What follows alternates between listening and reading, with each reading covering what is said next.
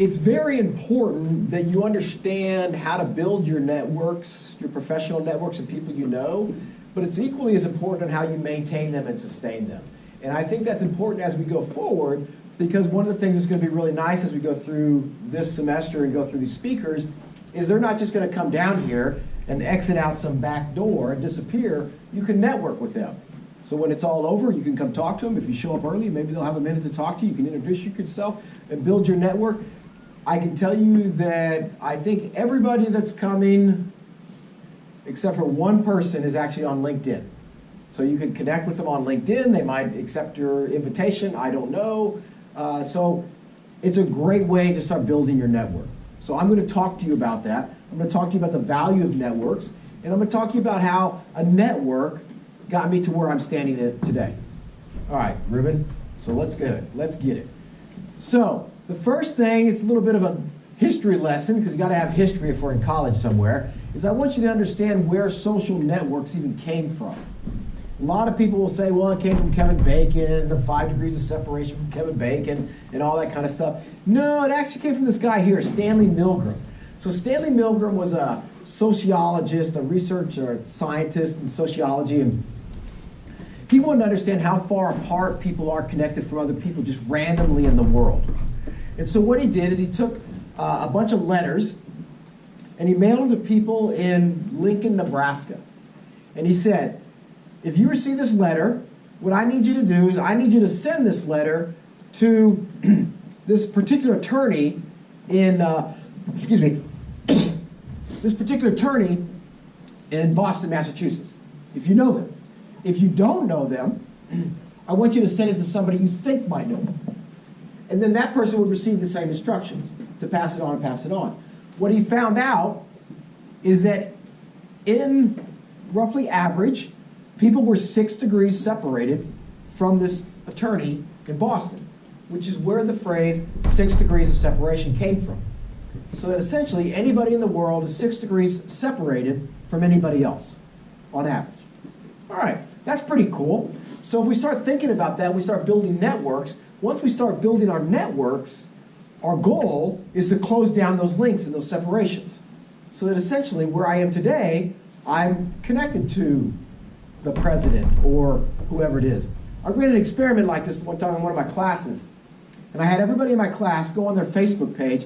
This was when Facebook was relatively new, so it wasn't that big of a deal. But go on their Facebook page and say, my professor, and at the time, Obama had just been elected president.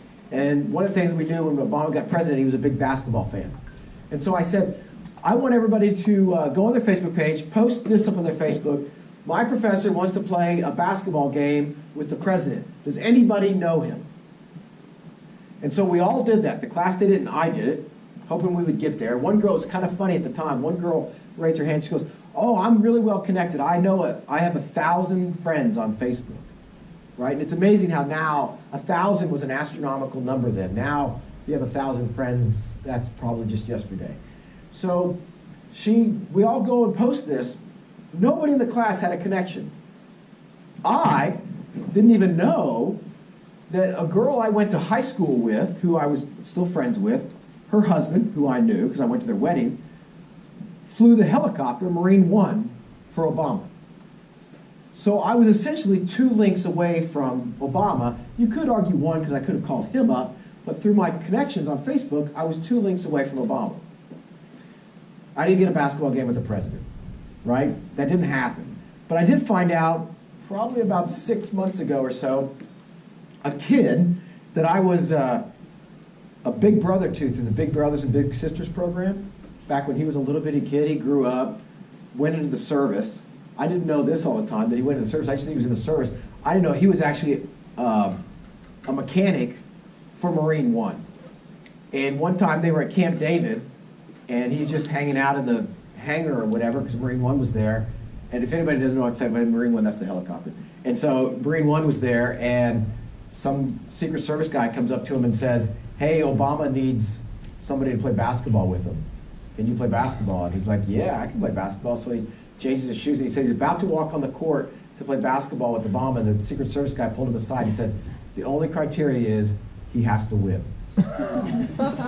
And he played basketball with the president. So now I'm kind of 2 steps away from somebody that actually played basketball with the president. So anyway, that all said, this was started by Stanley Milgram. And so that idea of knowing people who know people was built out of this science. Go ahead.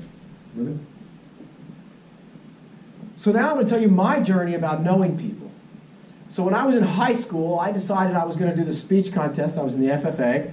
And I wanted to do something that nobody else was doing for a topic for my speech so that I would differentiate myself from the competition. So one of the things I was going to do, which is something I had learned about, was farming on the moon. I thought, nobody's doing farming on the moon. So I don't know anything about farming on the moon, other than I heard somebody talk about it once. So where do I go to find out about farming on the moon? Well, like anybody does in networks, you go to somebody you think might know. So my dad worked at NASA Johnson Space Center. So where am I going to go? I'm going to go to my dad. I said, Dad, do you know anybody? My dad's like, I don't know anybody, but I'll go to work and I'll see what I can find out. My dad goes to work. Maybe a week or so goes by, comes back later, and he says, I found this guy. I got a meeting set up for you. You're going to meet him on Thursday. So I go in and meet this guy. This guy's right here, Don Henninger. Little did I know at the time that he was actually world-renowned, one of the #1 research scientist in extraterrestrial farming. Little did I know. I walk into his office is full of papers and books, and this is before the internet, right? And so he hands me a stack of papers and books after a conversation. He says, go read these things, and you'll learn what you need to know. So I went and I read them, I wrote my speech, I competed in the speech contest, so and so forth, and life goes on. So now I'm a junior in high school, now I'm in college, and I need a summer job. And so I'm like, what am I going to do this summer? I need a job. But I'd like to do a job that would be cool and have some experience. You know what? I'm going to call Don Henninger. And I'm going to see if he can hook me up with a summer job working on space and farming, and that would be cool. So I call him up, and what does Don tell me? The line he's about to tell me is a line I have heard over and over and over in my life for every job I've ever had. Don says to me, I can't hire you, but I know somebody that's looking for someone. Every job you receive is 2 links away. So you're 6 links connected from anybody in the world, you're 2 links away from your job. Most jobs you don't get from one person, you don't call them up and they hire you. That person references you to somebody else who hires you. Next slide, Ruben. So I go there and I work at the Space Center that summer, one of my summers in college. I meet this guy by the name of Dan Barta. Dan was a pretty nice guy, scientist there. I learned a lot underneath him. But he became, ultimately, next slide, my next connection to an opportunity. So I worked there, I met Dan, and Dan's going to come back into play in a second here. But then when I finished my undergraduate degree, at the time the job market was really, really bad. I mean, it sucked. I think it was probably one of the worst job markets we'd seen in a long time.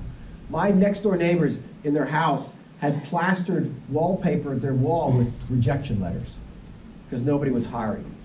Lockheed Martin at the time, coming out of college, and that would have been '93, coming out of college at the time was paying $25,000 a year for a fresh out engineer.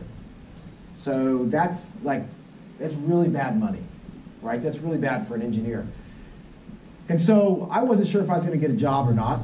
I'm talking to Don one day, and he says, hey, the guy that was running the lab you were working in here is leaving. We need somebody to run the lab. Would you be interested? I'm like, yeah, I'd be interested. I need a job. So he says, well, I'll put you in touch with, again, 2 links removed, I'll put you in touch with somebody that takes care of that. And so he did, and ultimately that's where I got my first job, making $30,000 a year.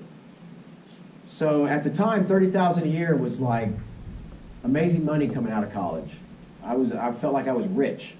So, next slide. So while I'm there, about a year after I've been there, I meet this guy right here, Casey Ting. He's a professor at Rutgers. He comes down and he's talking about space and farming and controlled environment farming and that kind of stuff. It was pretty cool to understand what he's doing. I got to meet him. Next slide. Likewise, that same year, these 2 gentlemen come down. Harry Janes from Rutgers and George Corfiatis from Stevens Institute of Technology, and they're doing some of the same work, control environment, agriculture, space, that kind of stuff. And that was interesting. I got to meet them, and they were pretty neat. At the time, I think George might have been like an assistant professor. So first out in his career, kind of young in his career. Harry was probably an associate, maybe a full professor, I don't know, a little older. Go ahead. So one day I'm working there at the Space Center, and I decided I want to get my master's. So going back to Dan Barda, who I mentioned before, I went to Dan and I said, hey, Dan, I think I'm going to go get my master's. Where should I go? And he says, well, if you want to go somewhere, why don't you go to Rutgers? They got a good program there. You met a couple people from there. Why don't you call Casey Ting? So I did. I called Casey Ting. You know what Casey Ting said to me? He said, I can't hire you, but I know somebody that's got an opportunity. And that's when I met Gene Giacomelli. And ultimately, I left and went to Rutgers to get my master's and worked under Gene Giacomelli. Next slide. While I was at Rutgers, I met this guy. His name's Joe Robles. We didn't really work much together. I kind of met him, crossed his path a couple of times. Maybe we did something together here and there for a meeting or something like that, but nothing big. But we got to be friends, and I got to know him. And ultimately, I was also working, and when I got to Rutgers, I got to work with Harry Janes, the guy that was back there, and George Corfiatis as well. Next slide. Then ultimately, Harry and George got a research center at Rutgers and at Stevens with NASA. And lo and behold, they needed somebody to come in and run the day-to-day operations of that center, and I got that opportunity. I got that opportunity because I'd worked at NASA before, because of the people I knew, because I'd met them before, and they knew who I was. And so after I finished my master's, I stayed on at Rutgers, and I ran this research center. Next one. So then one day I'm sitting there, and I get a call from Joe Robles, and he's down now at Kennedy Space Center in Florida. And he says to me, hey, we've got an opportunity down there I think would really fit you. You ought to think about applying. And I said, well, I don't know, I'll take a look at that. And he goes, okay, I'll put you in touch with the person that's actually hiring or whatever.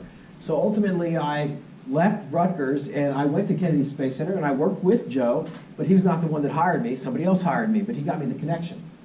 Next one. Likewise, now I'm at Kennedy Space Center, and I'm on the phone with George Corfiatis, who at this time, oddly enough, when I first met him, he was an assistant professor. By this time now, he was actually dean of the College of Engineering. So he kind of moved up the ladder. So this is an example of you never know who you meet might become something more important later. So at the time, he was an assistant professor. I just thought he was some geeky professor. And it turns out he becomes the dean of engineering. I'm on the phone with him, and he says, hey, you just finished up your PhD. We've got an opportunity here at the university. You ought to look at it. You ought to look at it. I'll put you in touch with. And I got in touch with another guy who ultimately hired me, and I went up to Stevens and took a faculty position there. Next slide. Now I'm at Stevens, and I'm working there, and by this time now I have a wife and 2 kids, and I go to my wife one day and say, hey, do you want to stay here forever in New Jersey, or do you want to try something else? And she was up for trying something else, so I started poking around. One of my colleagues who I worked with, the guy over there, David Nowicki, who actually is faculty here now, said, hey, I know of an opportunity down at North Texas, and let me put you in contact with somebody. So he put me in contact with Wesley Randall, who's here, and lo and behold, I ended up here. Next slide. Here's my point to this whole story, the punchline. All these people know each other. So my entire career has gone from an undergraduate at Texas A&M in agriculture, working at Johnson Space Center in space farming, a master's degree from Rutgers, working in commercialization and tech transfer at Kennedy Space Center, a faculty position at Stevens Institute of Technology, and a faculty position at University of North Texas. And all of these people got me to all those places, and they all know each other. So you don't need a massive network, you just need a good network, right? So you don't need to know everybody, you just need to know somebody. And so my point in that, and that's what we're going to get to later on, Because I'm going to talk to you, what's more important than building your network is maintaining your network. Because you can have all the connections in your world, but if they're not rich and healthy, they're not going to help you. But when you were talking about the jobs, like it's like you say, hey, oh, we're not hiring, or we're not hiring, but I know someone who is, but now when applying for jobs nowadays, it kind of feels a bit more difficult. How do you able to connect even after rejection when they send you with an automatic? So I will tell you this: don't ever burn a bridge. You know, unless you just really want to hate somebody, and that's just your mantra. You know that this is a person I don't ever want in my life ever again. Don't ever burn a bridge, because even the people you don't want in your life at that point in time may have a turn. Something might happen in your life, their life, that brings you back together, and you find out that maybe they're human after all. But I can tell you, never burn a bridge. And I say that because even in a rejection, don't burn that bridge. You take the rejection with grace, because you never know where that person's going to end up later. It's just like George Corfiatis. If I would have been an ass to him when he came and visited me, and when I met him at Johnson Space Center, who would have thought, like 15 years later, he would have been my connection to a job, right? And because of that, it's because of the relationship and the kindness and the politeness I showed 15 years early that he remembered me. So you never know. You just really never know. And so even rejections can be opportunities, right? Next slide. Here's the one thing I also want you to take home with this. I always tell this, I don't know how old everybody is in here, but I'm going to guess most of the population in here is under 25. Mm-hmm. I can tell you, it's probably not till you hit 25 that you realize you're just like your parents. And as soon as you realize that, life gets a hell of a lot easier. The more you fight not being like your parents, the harder it is. And it took me a while to realize, it probably took me until I was 25 too to realize that, right? I didn't realize, it took me a long time to realize I was exactly like my mom, who just passed away this last November, right at 93. It took me a long time to realize that I was as practical as my dad, right? Who just turned 94. Okay, so respect your parents, respect their opinion, and don't try to be unlike them, because one day you're going to wake up, look in the mirror, and you're going to go, oh my gosh, I'm looking at my parents, right? Next slide. All right, so now let's look at networks as capital, right? If we start thinking of our networks as capital, then we start thinking about how we invest capital so that we get, what? Return on investment. No one's going to spend money for the sake of just spending it with nothing in return, right? We spend money because we want something in return. We either want more money back, or we want some kind of enjoyment, or we want something back. We don't just give money away for the sake of I just want to do it.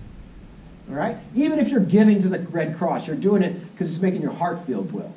If you want to give money away for the sake of giving it away, take your money, drive down the road, and throw it out the window. That's giving it away for no purpose, expecting nothing in return. Ruben? So first one, social capital. People, look, you may not be a people person. I'm not the most of people. You know, I'm not really big on people, but they exist and I got to live with them. But people are really important. And so if you value people and that social relationship and what social networks can do for you, you'll realize people aren't so bad after all. And you'll take them for what they are and not try to get more out of them than what you expected. So one, think of social as capital. The next one, knowledge is capital. So one, there's a relationship, that's the social, right? So you like being around people. But the other one, people have information. They know things. You can't know everything. I don't want to know everything. So I rely on other people for knowledge and information. So I look for people for social relationships, and I look for people for knowledge relationships. Maybe I don't want to go drink a beer with them, but they do know something that I want to know, and they can teach me.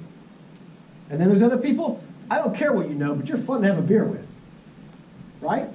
And likewise, the person that's fun to have a beer with, even though they know nothing, might be the one that gets you a job one time because you drank a beer with them. Now, I'm not telling you to go be an alcoholic and drink beer. We can change that to water. I know, that's okay. We can do that. The rest they can go somewhere else. So, but ultimately, you got to realize that when you have these relationships, there's the social, and then there's knowledge. People know things. Next one. The network capital. So you got to realize that there's the relationships somebody has, or the social, and then there's the knowledge, but then there's the connections between those. Do I know somebody because they know somebody? That's possible. So what you do in any network is, right, so let's just say I know the president of a company. You want to know the president of the company. What's your best connection to that president? Your best connection to the president is through me. But as soon as you build that connection through me and you build a new connection and your own, then you essentially go around me. You've built a new network. It doesn't mean the connection from me to the president hasn't changed. That's still there. You, the president. But now you've got another connection. That's network capital. That's understanding that from any one person, there's multiple connections out or around. Or likewise, maybe you want to connect to the president of this company, and I know them, but this person over here knows them better. So they're a higher weighted, when we think about node network theory, they're a higher weighted node. I'm going through that connection, not through you. There's nothing wrong with that, right? It's optimizing your network. So that's network capital. Ruben? Human capital. Bottom line, social knowledge networks, we're all human, right? We have human capital. I got it, all the AI stuff, and it's Gen AI. What I heard the one today was there's AGI, which is artificial generative intelligence. Now there's one that's artificial, they call it, I think, supernatural intelligence. ASI, that's the one I read about today, that's coming.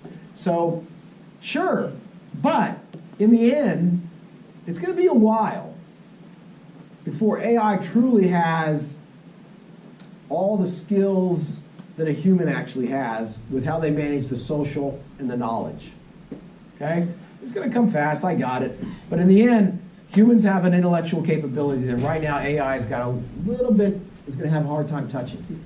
So, humans are capital. Okay? Humans are capital. And you've got to figure out what that means. Next one. All right. Here's the most important part. The 7 rules of maintenance. You can build networks all you want. You can exchange business cards. You can build your LinkedIn. I'm pretty good about accepting most LinkedIn invitations. If I can figure out how I might know you because you know somebody else or you go to the University of North Texas, I'll accept it. Right? Here's the thing. I did my undergraduate at a university down the road, and it's all about pride in who you are and being a member of that university. And I carried that pride to the University of North Texas. And what I mean by that, if anybody ever went to this university, worked here, graduated from here, I will blanket accept you on LinkedIn. That's the mentality I had at that other university. I bring that mentality here because that's how you build networks. That's how you walk into a room and the person sitting on the other side of the room happens to be a UNT grad, and all of a sudden you got preference on them. That's why that happens. So if you want that mentality that they have at that university down the road, you build that here. And so I bring it. And so I don't mind doing this. So if you send me a LinkedIn invitation to connect, I'm connected. No question. So 7 rules for network maintenance. Ruben? Rule number 1, reach out. You're not going to build your network sitting in your room. You're not going to build it sitting in the classroom. You're not going to build it just hanging out in the local pub, right? You got to step out. You got to put yourself out there. You got to be willing to go introduce yourself. If a CEO comes in here, look, I can tell you, I promise you the one thing, and people will tell you this all the time, but you'll realize this more and more as you get older, because you just get older and you realize you can identify with older people better, and that is that they're just the same as you, right? So he's a CEO. Fine, he just followed a different path than I did. Could I have been a CEO? Possibly, but I didn't follow that path. That's not where I wanted to go. That's where he wanted to go, and that's where he went. I am where I wanted to go. So it's not that I'm lesser of a person because I'm not a CEO or not a president of a company. That wasn't my path. Now, if I wanted that and I failed at it, that's different, but I didn't even choose it. So they're a human just like me. So reach out to anybody. My kids hate me because I will talk to anyone. I will walk in, I have a rule of thumb, if I walk into a building or I'm at any complex, I don't care where it is, if the door's not locked, that means I can go in, right? And so I have no problem walking into any facility and someone says, well, where's such and such? I will just start opening doors and I will walk into anything. So you got to put yourself out there. Don't be afraid to fail, right? You got to get comfortable with being uncomfortable. Next. Check in. You don't establish networks or establish connections with people and leave them. You got to check in every once in a while. Let them know you're still there. It may be a simple thing of just liking something they put on LinkedIn. Because everybody, most people, I mean, we all do it, right? We're on our social media, we post something up, we go and look and see how many people liked it. And you can't tell me like, well, if I got 10 likes, if I got 100 likes, I'd not like feel better about myself because I got 100 likes over 10 likes. I mean, come on. It makes you feel good, right? And then what you do, you get 100 likes, you say, oh wow, 100 people liked my thing. I'm going to go look. And you look through the list to see who it was. We all do it. We're social animals. So, check in on people. Whether it's liking something, send them a note, send them a text, whatever it might be, make a phone call. Sometimes I'm actually just walking around and for whatever reason, you have those kind of strange things, memories that pop into your mind, and I remember something triggers my mind, I'm thinking, you know what? I got their cell phone number, I just sent them a quick text. Hey, I was just thinking about you. Completely random. And you never know where that's going to go. Just this week, today's Wednesday, right? So it must have been Monday. Just Monday, I got a DM on LinkedIn from a faculty here in this college who said they just had dinner with somebody I knew that they went to high school with. Now, here's why that's weird. That's weird because both of these people grew up in India. Okay? I didn't grow up in India, I grew up in Texas. So they both grew up in India. Now, that's a big country, so the fact that they both went to the same high school, that's kind of a rare thing too, because there's a lot of people in India. But here's what's interesting about him. The one guy that he's the faculty here, I don't really know, I kind of know, but the person he knows that we both know was my dean at a university in New Jersey. So how we ever all ended up knowing each other was just baffling to me. But ultimately, what ended up happening, he reached out. And so you know what I did? As soon as I got that message from him, I reached out to this guy. And I just sent him a note just saying, hey, guess who I just met? Who knows you? And he got back to me and goes, yeah, that's true. Done. Wasn't a big deal. Quick little message. Took me all of about 30 seconds in exchanges. But I can tell you that enriched that link right there. I maintained that link. I reached out. Checked in. Ruben? Next one is connect. Find ways to connect. So don't just expect connections to happen, right? Find venues where those can happen, whether that be student groups or meetings of some kind, join a group. I was just talking to somebody the other day. I was a time in my life I was a lonely single person and I didn't know what to do with myself. So I started joining every group I could possibly join because I was trying to build connections, right? I took ballroom dancing once. That was it. That was all I was done for that. You know, I joined a running club. I joined some outdoors club. I just started joining all these things, thinking I would find connections and people. You never know who you're going to meet. You never know who the Saturday morning basketball league, the guy you're playing against is actually CEO of BNSF, right? And that's your next hire. You just never know who people are. It used to be a lot easier to tell who people were because the important people all ran around in suits. Now the important people, you never know who anybody is important. Sometimes the suit people are the least important people now. The most important person is dressed in a t-shirt and jeans. So you just never know. So find places to make connections. Build a healthy environments for making those connections. It's just not going to just happen. Ruben? Gratitude. There's nothing more important than honoring the past that has made you who you are today. Pay respect to them. Give them gratitude. Be humble. I can go down a list of people and tell you people that have influenced my life significantly that were not necessarily my boss, not necessarily my mentor, not a family member, but just impacted my life. Tell them that. Tell them that they did that. And you'd be surprised how people will reciprocate in ways that you would never imagine.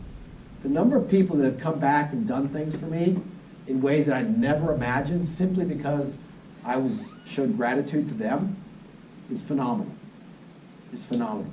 So if you're sitting there and you're thinking, man, my second grade teacher was pretty awesome, and you know, I just finished calculus, and you know, one of the reasons I got through calculus is because my second grade teacher told me that, you know, if you're patient about math, it's really not that hard. You just got to be patient.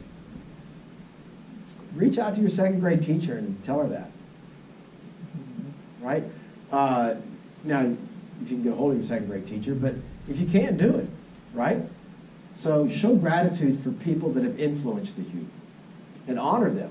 And when you get honored, make sure you don't just take all the glory. Right? People love to be like mentioned. Right? So I can promise you if I still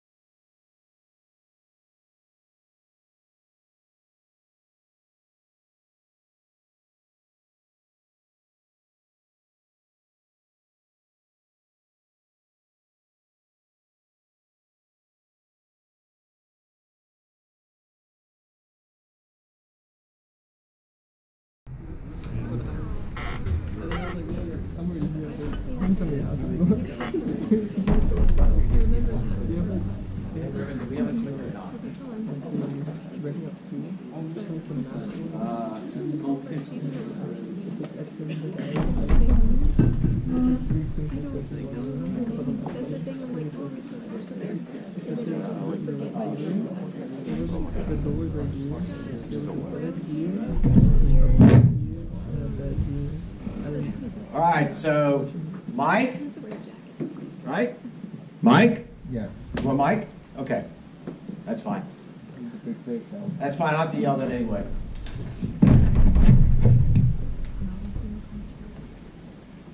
There are eardrums. Choose your eardrums, we have volume control. I can control the volume of the mic easier than I can control the volume of my mouth.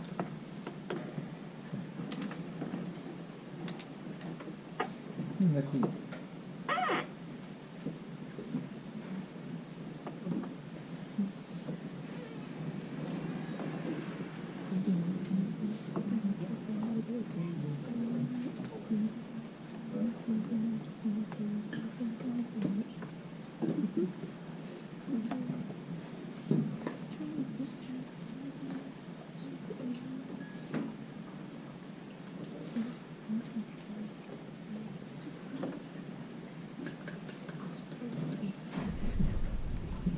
All right, is that okay?